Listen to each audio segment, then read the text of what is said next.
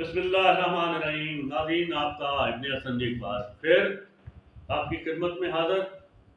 मेरा सलाम कबूल फरमाइए। तो बढ़ते हैं आज की इस वीडियो की तरफ। इस वीडियो का नाम है पाकिस्तान की बर्बादी की वजह। ये मेरे पास मोबाइल है, तो इससे मैं पढ़कर आपको ये वीडियो पेश कर रहा हूँ, क्योंकि ये मेरी तहरीर की सूरत में है जो मैं आपको पेश कर रहा हूँ।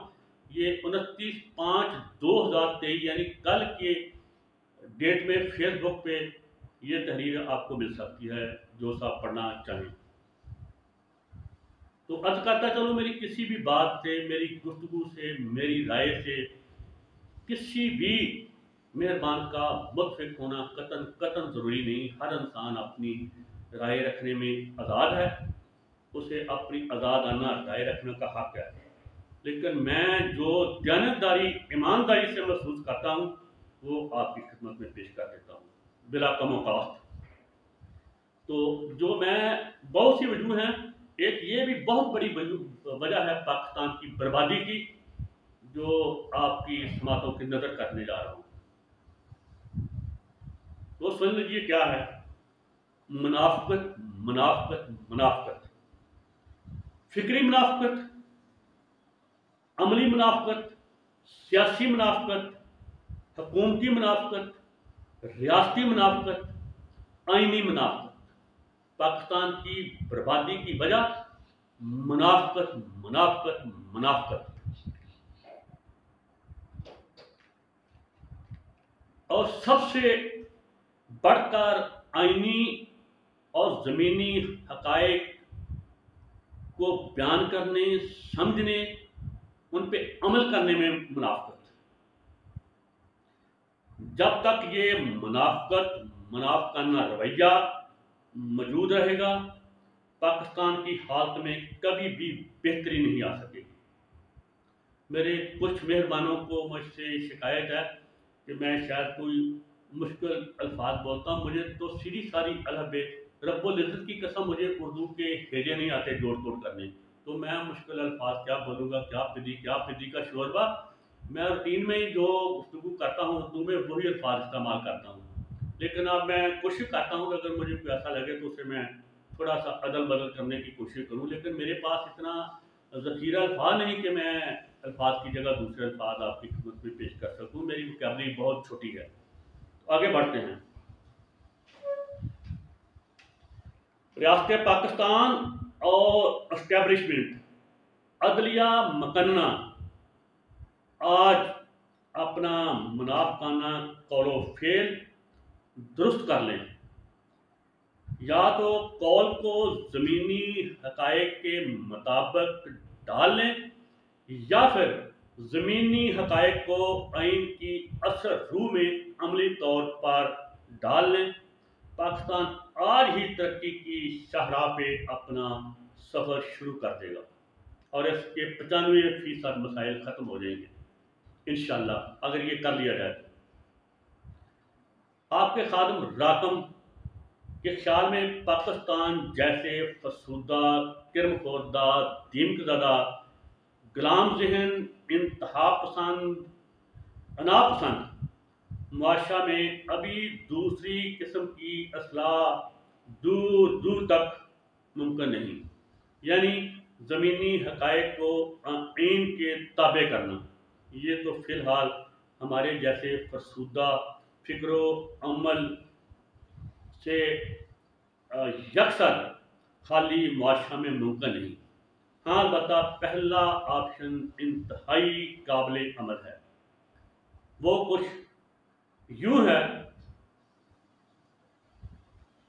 कि जब तक हमारे रवैयों में इंतहा पसंदी, अनापसंदी, झूठी जाहो चशम, कब्जा, गलबा की शैतानी खसलतें मानिंद नहीं पड़ जाती, तब तक हम पहले ऑप्शन को ख़त्म करके फिक्री अमली मुनाफिकत से निजात हासिल करके यकसुई से मुल्क चलाने की कोशिश करें।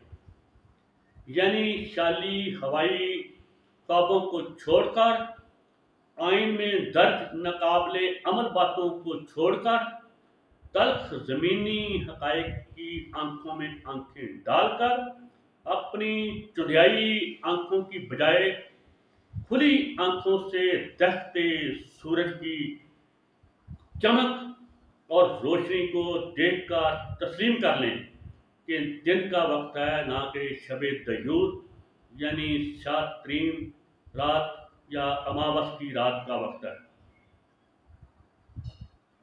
हमें खंदा पेशानी से तस्लीम कर लेना चाहिए कि पाकिस्तान में ताकत का असल सरचश्मा मरकज़ो मंबा सिर्फ और सिर्फ बूट बंदूक है, ना कि खुदा और अवाम जैसी फर्जी बातें, ना आइन जैसी बेमैनी बातें।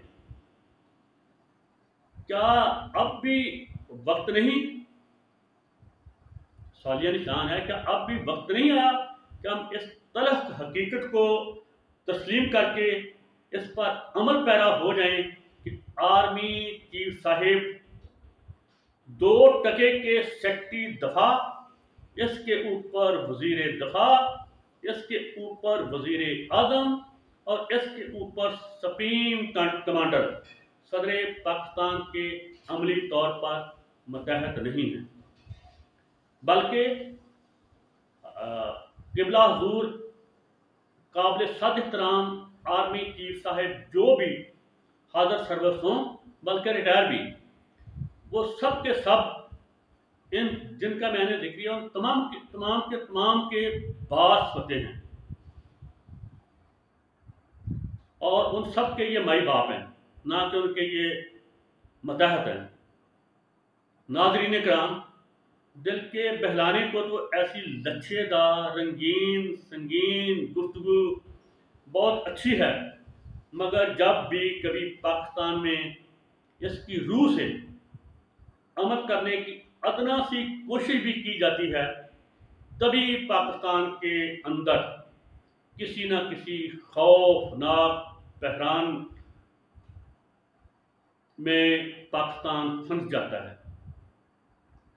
लिहाजा आए रोज़ मकबूजा पाकिस्तान को आइनी, इंतज़ामी, अदालती, सियासी, माशी, माशरती बहरानों में धकेलने से बेहतर है कि सभी एक बार ज़मीनी हकीकत को कबूल करते हुए चीफ ऑफ आर्मी स्टाफ को सबसे ताकतवर और हर मामला में इसका फैसला हतमी तस्लीम करने का अमली अहद कर लें और आइन में दर्ज मुनाफकत की दुरुस्तगी फरमाकर सेक्रेटरी दफा, वजीर दफा, वजीर आजम और सदर पाकिस्तान जैसी खराफात को मुअज़्ज़ज़ आर्मी चीफ साहब के ताबे करार देकर मुल्क को हमवार तरीका से चलने दिया जाए। ये इस खाकसार की राय है, किसी का इससे मुतफिक होना तो ज़रूरी नहीं, जो ना होगा वो कर दिया जाएगा इंशाअल्लाह। तल्ख याद, इसी जुमरे में एक तल्ख याद है। परवेज मुशर्रफ से पहले एक इंतहाई ज़ीरक मुदब्बर मुहिब्बे वतन आर्मी चीफ जनाब मोहतरम जहांगीर करामत साहब ने कौमी सलामती कौंसल नाम जैसी कोई तजवीज़ पेश की थी, जिसकी रूह से कौमी फैसले अवामी नुमाइंदे और अस्करी जर्नैल वहाँ मशरे से तय करते, मगर बदकिस्मती, जैसे हमेशा ये हमारी बदकिस्मती होती है, वो वैसे ये भी बदकिस्मती थी। तब इंतहाई मुदब्बर और इंतज़ामी सलीक़ों से मालामाल मुफक्कर किस्म का दानिशवर नवाज शरीफ जैसा 60 किलो सीरी पाए का नाश्ता करने वाला वज़ीर आज़म था। भला वो बेचारा ऐसी बरीक बातों और पाकिस्तान की ज़मीनी हकीकतों के बारे क्या समझ सकता था। सॉरी, माज़रत चाहता हूँ, बारिश की गला खुश्क हो रहा है। लिहाजा उसने जोशे हमाकत में, नवाज शरीफ ने जोशे हमाकत में उस इंतहाई बेवतन जीरक दानशर जर्नैल जनाब जहांगीर करामत साहब को बतौर सुखदोश कर दिया। और फिर यही हरकत मोहतरम परवेज़ मुशर्रफ से करने की कोशिश की, जिसके नतीजा में बदबख्त ने खुद को तो सरूर पैलेस जद्दा में अयाशी करने के लिए क्याम कर लिया और कौम को 10 साल अंधेरों के सपुर्द करके यहाँ से दुम दबाकर पीठ दिखाकर भाग गया। नोट, दुनिया में किसी भी माशरा या रियासत को चलाने के सिर्फ 2 ही तरीके हैं। वो 2 तरीके क्या हैं? अदल और डंडा। इसके अलावा तीसरा कोई अभी तक तरीका राय नहीं हुआ जिससे रियासती हुकूमती निज़ाम को चलाया जा सके। अव्वल अदल। हमारे यहाँ अदल का तो दूर दूर तक नामो निशान नहीं, ना ही हम इज्तिमाई तौर पर ज़हनी लिहाज से इतने बालिग हुए हैं कि अपने यहाँ अदल को राइज कर सके। अदल का निज़ाम, इंसाफ का निज़ाम बिला तफरीक बिला तखसीस राइज कर सके। लिहाजा ये तो ऑप्शन इसका तो मुमकिन नहीं है इसका इतलाक। अब रह जाता है दूसरा ऑप्शन, डंडा। तो रियासत चलाने की दूसरी सूरत फिर रह जाती है डंडा। हम सदियों के ज़हनी अमली गुलाम, कुचली फिक्रो शख्सियत के मालिक, इंतहा पसंद गैर ज़िम्मेदाराना रवैयों के हामिल, सब ही ताकत, शोबाजी और शोहरत के भूखे हैं। हम सब चाहते हैं कि तमाम मामलात बज़ोरे ताकत या डंडा हल करें।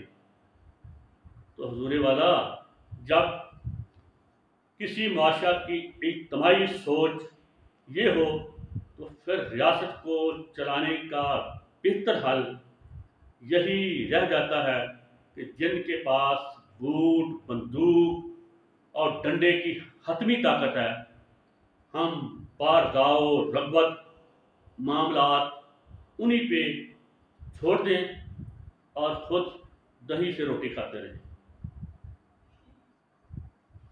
बफर्ज महाल ऐसा ना भी किया जाएगा, मज़ाहमत या एहतजाज का रास्ता भी बनाया जाएगा, तो हम अपनी गुलामाना सोच, जहनीयत, फिक्र, अमल की वजह से अहम कामयाबी के वक्त अपनी जद्दोजहद छोड़कर दुम दबाकर भाग जाएंगे।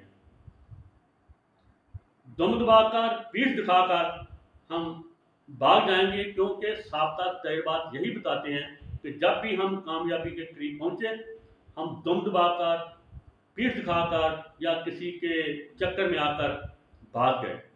वकला की तहरीक में ये घटिया इंसान माशिफ ने कौम को धोखा दिया। कौम तब भी उस वक्त सुरखरू हो सकती थी, उससे पहले भी 1977 में ऐसा हो चुका। ये हाईजैक कर ली जाती हैं जब भी तहरीकें चलती हैं। तो लिहाजा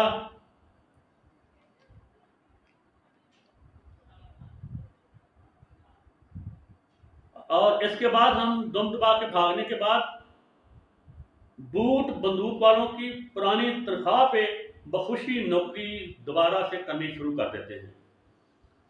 नौजवान नस्ल के लिए हालिया दिनों होने वाले वाक़यात सबूत के तौर पर हाजिर हैं, और ऐसा पहली बार पाकिस्तानी की तारीख में नहीं हुआ। मुतअद्दिद बार हम ऐसी नाकाम कोशिश कर चुके हैं। लिहाजा बेहतर यही है कि जब तक हम एक कौम नहीं बन जाते, जब तक हमारी फिक्र और अमल में पुख्तगी नहीं आ जाती, मामलात हुकूमतों रियासत बखुशी बंदूक बूट वालों के हवाले कर दें जब हम एक कौम बन जाए और हम में फिक्री अमली पुख्तगी के साथ साथ एहसास ज़िम्मेदारी भी पैदा हो जाए, तब डंडे की बजाय अदल का निज़ाम कायम करने के लिए भरपूर कोशिश कर लेना। तब तक सुकून करें और हर 5-7 साल बाद अपनी तवानाइयाँ बेकार ज़ाया ना करें। और मुझे तो यहाँ तक गुमान है कि जानबूझकर 5-7 साल बाद ऐसा ड्रामा रचाया जाता है और फिर ताकत के जोर पे आपको सबक दिया जाता है कि आप गुलाम हैं, गुलामी करें, आपका कोई काम नहीं हुकूमत और रियासत के मामलात में दखल देना। मेरा तो यह गुमान है कि ऐसा सीन जानबूझकर क्रिएट किया जाता है कि जिसमें ताकत का इस्तेमाल करके हमें फिर से वो अल्लामा इकबाल साहब ने फरमाया था, सब पढ़ फिर अदालत का, पता नहीं किस किस का। तो हमें कहा जाता है कि सब पढ़ फिर गुलामी का, गुलामी का, गुलामी का, जलालत का, जलालत का, जलालत का। तो हमें पढ़ लेना चाहिए बखुशी, बजाय इसके कि अपनी इज्जतें भी माओ बहनों की करवाते हैं, बेटियों की, और फिर उसी गुलामी पे राजी होते हैं। तो हमें पहले ये सब पढ़ लेना चाहिए, गुलामी का, जलालत का, इसे अदबर कर लेना चाहिए।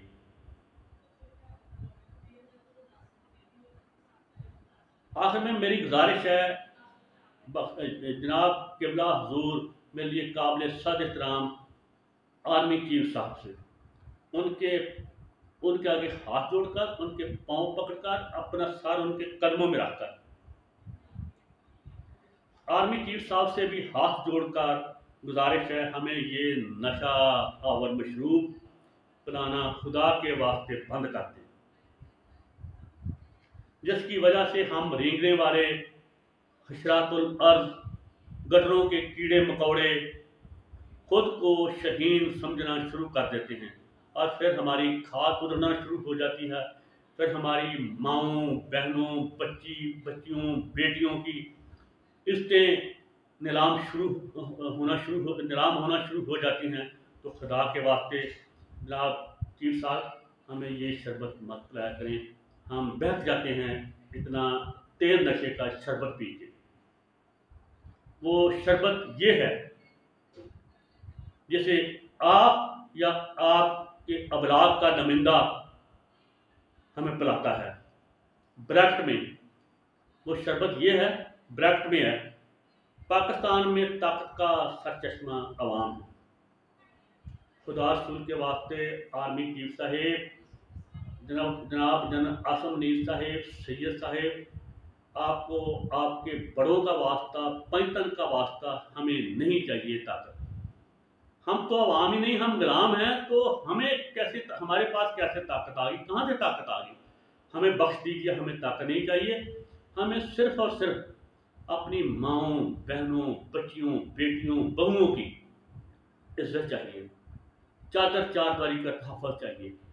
और हमें ना कोई खुराक चाहिए, ना दवाई चाहिए, ना इलाज चाहिए, ना रोज़गार चाहिए, हमें कुछ नहीं चाहिए।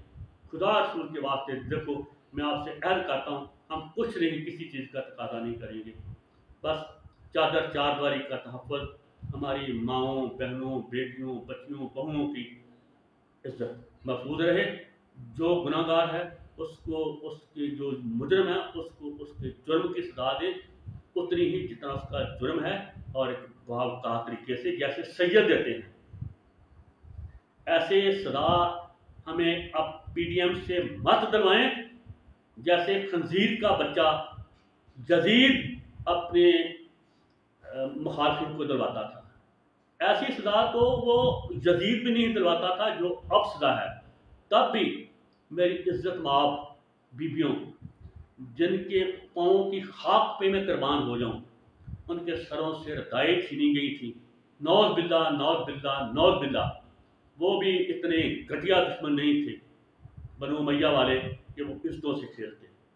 उन्हें हर तरह की अजियत दी गई, उन्हें हर तरह की सोबतें पहुँचाई गई, तकलीफ़ें पहुँचाई गई, लेकिन नौज बिल्ला किसी भी इफ़्फ़त माब बीबी की, नवासी रसूल की, रसूल के घराने से सल्लल्लाहु अलैहि वसल्लम, किसी की इज्जत का खिलवाड़ नहीं किया जाए। खुदा के वास्ते लगाम दे पीडीएम को, ये जुल्म बंद करें। इसकी फसल जब काटेंगे, अभी तो काश्त हो रही है, तो वो फसल काटते ही खौफनाक आपके शोले होंगे, बगोले होंगे, हर तरफ होंगे, बाकी कुछ नहीं बचेगा। इस पे मैं इंशाल्लाह कहता हूँ, जितनी मुझे तकलीफ होती है ये सारी बातें देख के, सुन के, और मेरे इंशाल्लाह कहने से कुछ नहीं होगा। मेरा जीना हराम ना करना, ये कानून कुदरत है जिसे कोई टाल नहीं सकता।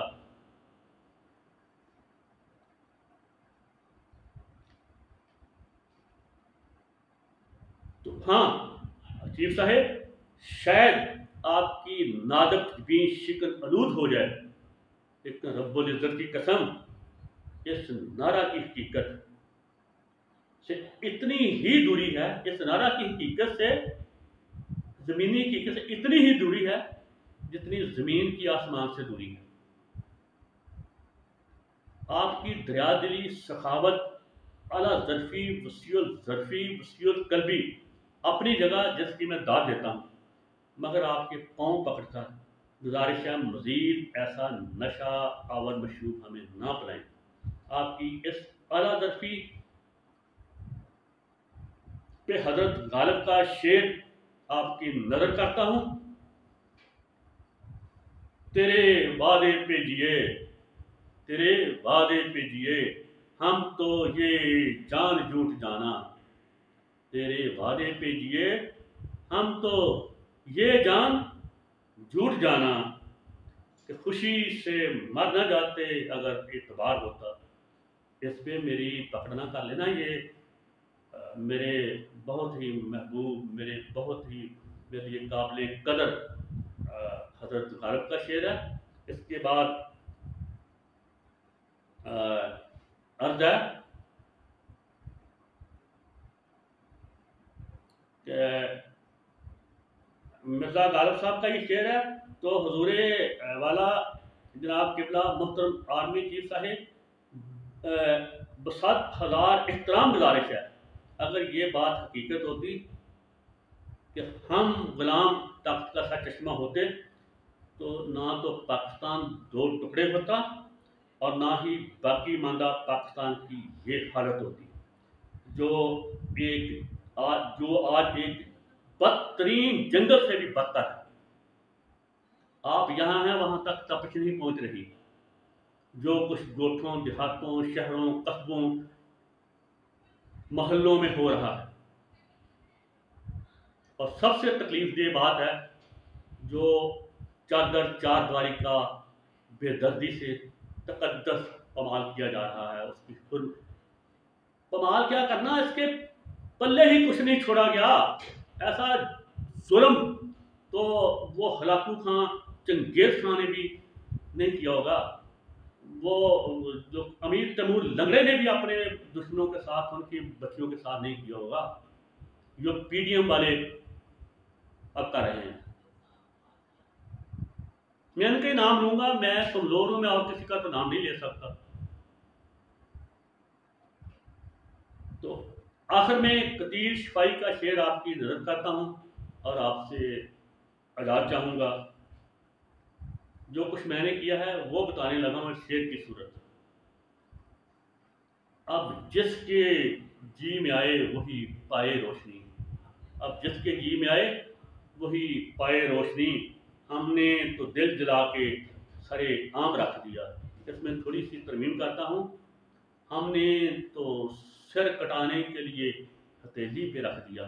ये आपकी ज़रा नवाजी है, ये उन आपके हरकारों की मेहरबानी है कि अब तक मुझे कुछ नहीं कहा। मेरी भुरभुरी हड्डियों और नाक गोश्त की अभी तक चीखें नहीं निकली। इस पे मैं आपका शुक्रगुजार हूँ। फ़कत आप सबका, खुसूसन अपने आर्मी चीफ साहब का, उनके रुफ़काकार का, अदना गुलाम, एक पाकिस्तानी गुलाम इब्न हसन, इसके साथ ही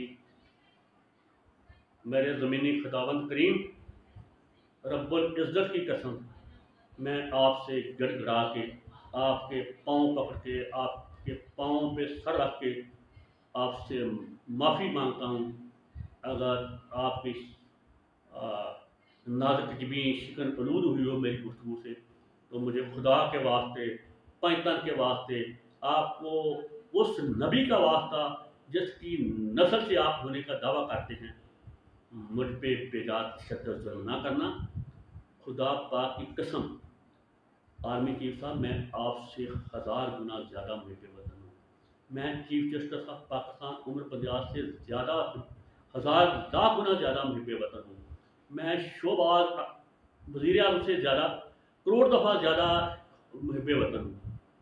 मैं सदर पाकिस्तान से करोड़ गुना ज़्यादा मुहिब वतन हूँ। उसकी वजह कि मैं ये धरती छोड़कर खुशी से या मजबूर कहीं भी नहीं जाना चाहता। मैं यहीं जीना, यहीं मरना चाहता हूँ, और मेरे पास वसाइल भी नहीं है कहीं जाने के। ये इसलिए मुझे धरती मक्का मदीना से चाहिए। तो माफ़ कर देना मुझे। मैं देखो आपको आपके रसूल का वास्ता दे रहा हूँ, जिसके अब हम सब उम्मत हैं।